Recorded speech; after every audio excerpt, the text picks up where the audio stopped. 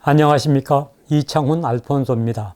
가뭄과 폭서, 무더위가 명위를 떨쳤던 여름도 이제 서서히 지나가고 아침 저녁으로 제법 선선한 바람이 부는 가을이 됐습니다. 지난 여름은 힘들었지만 결실의 계절인 가을의 시작과 함께 우리의 몸과 마음도 건강하게 연구로 가기 시작했으면 좋겠습니다.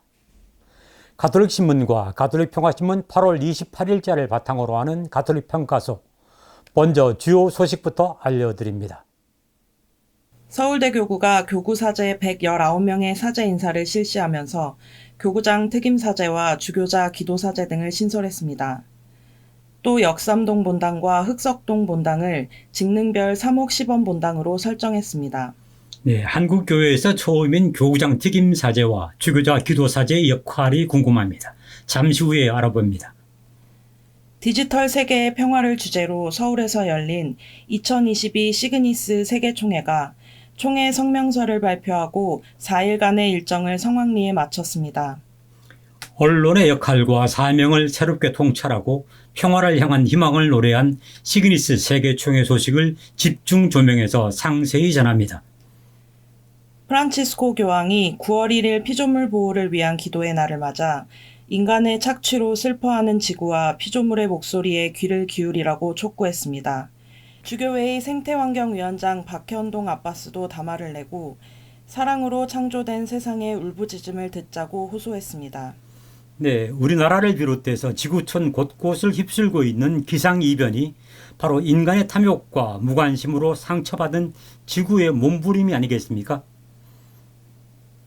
원주교구가 최영업 신부의 시복시성을 기원하는 희망의 순례를 시작했습니다.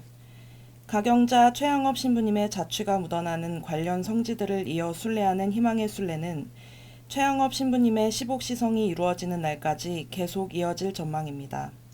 희망의 순례길이 점점 더 관심을 받고 참여자가 많아져서 최영업 신부님의 현양은 물론 한국판 산티아고의 길로 자리 잡았으면 하는 마음입니다. 재단법인 바보의 나눔이 집중호우 피해 이재민을 위해 긴급 구호금 5천만 원을 전국재해구호협회에 전달했습니다. 서울 빈첸시오와 바오로의 송파지구 이사회는 화훼 마을을 찾아 주택복구 봉사활동을 펼쳤습니다. 도움이 필요한 이웃을 찾아 제때에 도움을 제공하는 것. 이것이 바로 예수님 말씀을 실천하는 길이자 복자 프레데릭 오자남이 설립한 빈천시오회의 사명이 아니겠습니까? 팍스 크리스티 코리아가 창립 3주년 기념 토론회를 열고 종전선언 캠페인을 펼칠 가톨릭 네트워크를 구성하자고 제안했습니다. 팍스 크리스티는 그리스도의 평화라는 뜻으로 팍스 크리스티 코리아는 한반도에서 가톨릭 신앙에 기반을 둔 평화운동을 시작한다는 취지로 3년 전에 창립된 단체입니다. FABC, 곧 아시아 주교회의 연합회 창립 50주년 개막 선언 미사가 8월 22일 태국 방콕 킷밤룽 성지에서 거행됐습니다. 연합회 의장 미얀마의 마웅보 추기경은 세계가 처한 위기의 상황에서 아시아 교회는 어떤 역할을 해야 하는지 깊이 성찰해야 할 것이라고 말했습니다. FABC는 아시아 각 나라 주교회의들의 연합체로서 1970년에 창립됐는데요. 코로나 팬데믹으로 50주년 기념 행사의 해를 올해로 연기하게 됐습니다. 50주년 총회는 오는 10월 12일부터 30일까지 태국에서 열립니다. 정부의 교구, 방송국 폐쇄 등에 항의하다가 탄압을 받아온 니카라과의 로날드 알바레즈 주교가 공권력에 의해 체포해 구금됐습니다. 프란치스코 교황은 우려와 슬픔 속에 사태를 면밀히 주시하고 있다고 밝혔습니다. 라틴 아메리카의 니카라과, 우리나라의 1970년대 상황과 비슷하군요. 이상 간추린 주요 소식입니다. 앞에서 말씀드린 것처럼 서울대교구의 사제 인사와 관련해 좀 더 살펴보겠습니다. 특별히 교구장 특임사제와 주교자 기도사제가 새로운데요. 특임사제란 교회 용어인 라틴어 꾸라토르를 우리말로 번역한 것으로 돌보는 사람이라는 뜻입니다. 즉 교구장의 특별한 임명으로 교구 사제들을 돌보는 사제라는 직책이 바로 특임사제입니다. 현재 서울대교구에는 1000명 가까운 사제가 있는데요. 이 사제들을 위해 교구 성직자실이 있습니다. 하지만 성직자실로는 사제들을 제대로 챙길 수가 없어서 특임 사제를 두게 된 것이라고 하겠습니다. 이와 관련해서 교구 대변인 허영업 신부는 성직사실이 아니라 성직자국의 필요성이 꾸준히 제기되어 왔다면서 교구는 특임사제 3억을 바탕으로 연구를 더 추가해서 앞으로 성직자국 설립을 고려하고 있다고 밝혔습니다. 또 주교자 기도사제는 주교자 명동대성당에서 교회의 공적인 전례기도인 성무일도를 공동으로 바치는 기도 전담사제를 말합니다. 교구는 이번 인사에서 모두 4명의 주교자 기도사제를 임명했는데요. 앞으로 8명까지 늘릴 계획이라고 합니다. 이번 주교자 기도사제의 임명으로 주교자 명동대성당에서 기도사제들이 바치는 그 성무일도 기도에 신자들도 함께 참여해 기도하는 분위기가 형성되기를 교구는 기대하고 있습니다. 이번에는 집중 조명 순서입니다. 2022 서울 시그니스 세계총회가 8월 18일 대회 성명서를 발표하고 집회 맡겼습니다.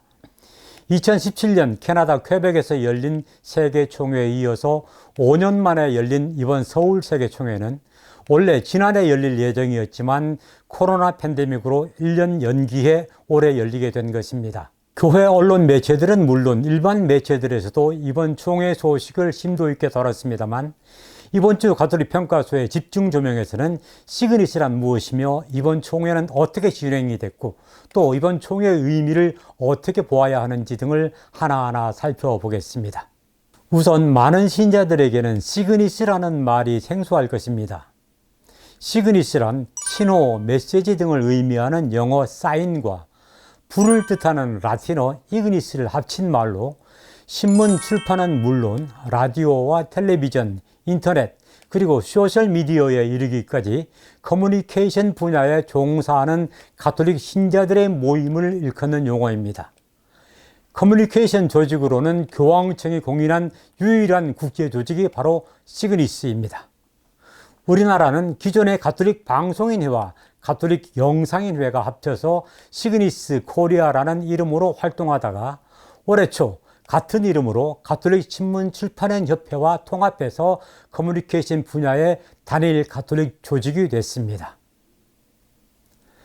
디지털 세상의 평화를 주제로 한 이번 2022 서울 시그니스 세계총회는 헬렌 오스만 시그니스 월드 회장을 비롯해 전 세계 32개 나라에서 300여 명이 온라인, 오프라인으로 참가한 가운데 16일부터 18일까지 열렸지요.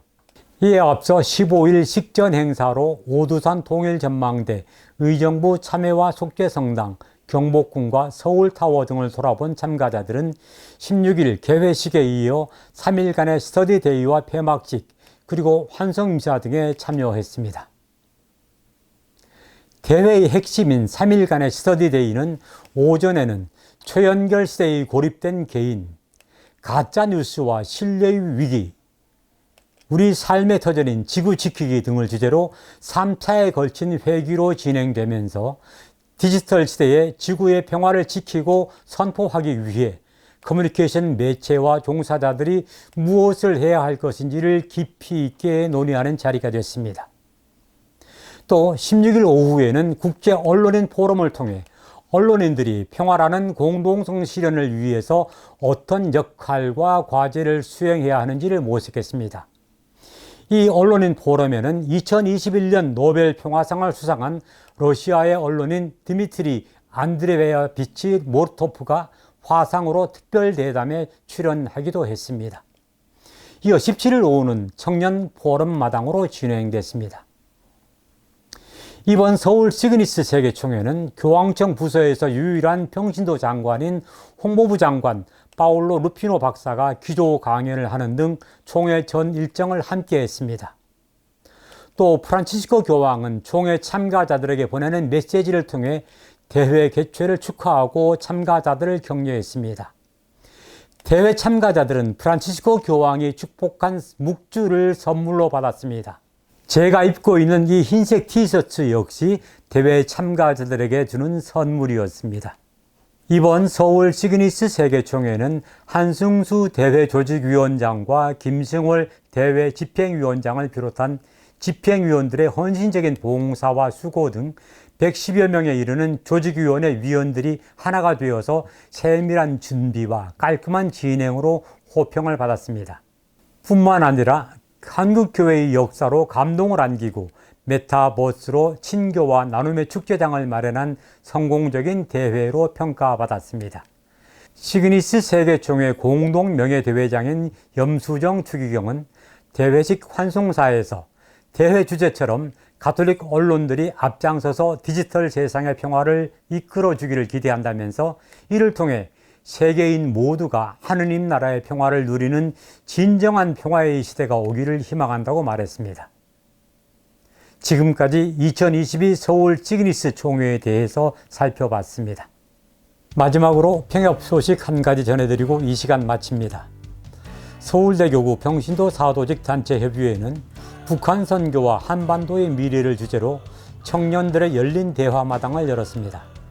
서울평협 화해평화위원회가 주관한 이 대화마당은 국내의 다양한 종교단체의 청년들과 북한 이탈 주민 청년들이 함께 모여 북한의 현실을 이해하고 북한 선교의 가능성을 모색하는 자리가 됐습니다. 이번 주 가톨릭 평가소는 여기서 마칩니다. 저는 다음 주 이 시간에 다시 찾아뵙겠습니다. 여러분 고맙습니다.